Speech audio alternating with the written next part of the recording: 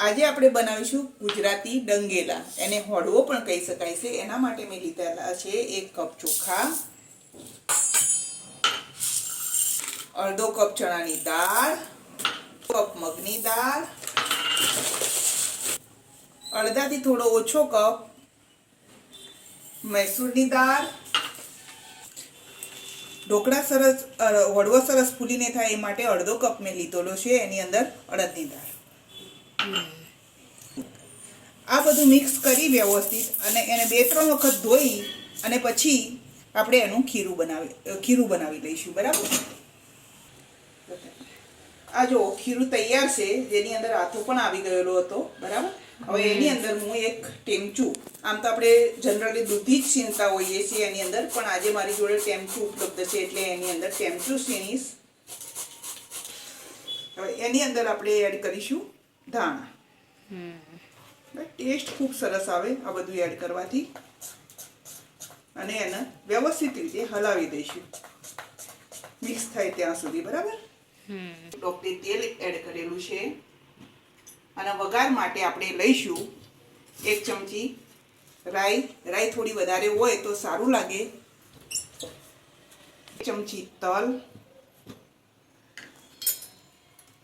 થોડી હળદર, થોડુંક 1 ચમચી જેટલું મરચું પાવડર અને 1 ચમચી જેટલું ધાણા જીરું પાવડર, અને થોડા લીમડાના પત્તા લીધેલા છે, અને લસણના નાના નાના ટુકડા, તમે એને ક્રશ કરી લસણની પેસ્ટ પણ વાપરી શકો છો, બરાબર। હવે જો તેલ એકદમ સરસ રીતે આવી ગયું છે, એની અંદર આપણે એડ કરીશું વઘાર માટે રાઈ થોડી વધારે જ લેવાની। એની અંદર આપણે એડ કરીશું થોડી ચૂટકી હિંગ, અને એની અંદર આપણે એડ કરીશું તલ, લસણ અને લીમડો। એની અંદર આપણે એડ કરીશું હળદી પાવડર,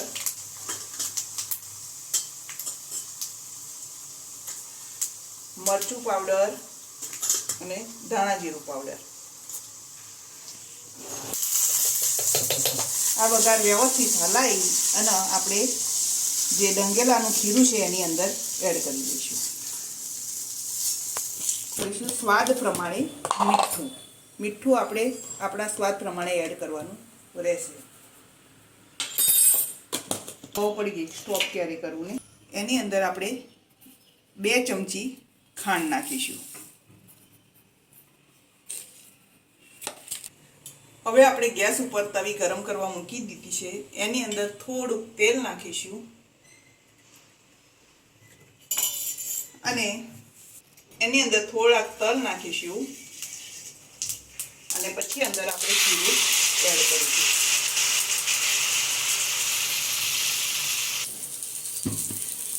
એના ઉપર કવર કરી દીધું। આપણો ડંગેલો તૈયાર, સરસ મજાનો, એકદમ મસ્ત છે, બરાબર। આ એકદમ મસ્ત સ્વાદિષ્ટ હેલ્ધી એવો ડંગેલો, આનો હળવો પણ કહી શકાય, અને ડંગેલો પણ આના આપણે તવી ઉપર ઉતારે એટલે ડંગેલો કહીશું।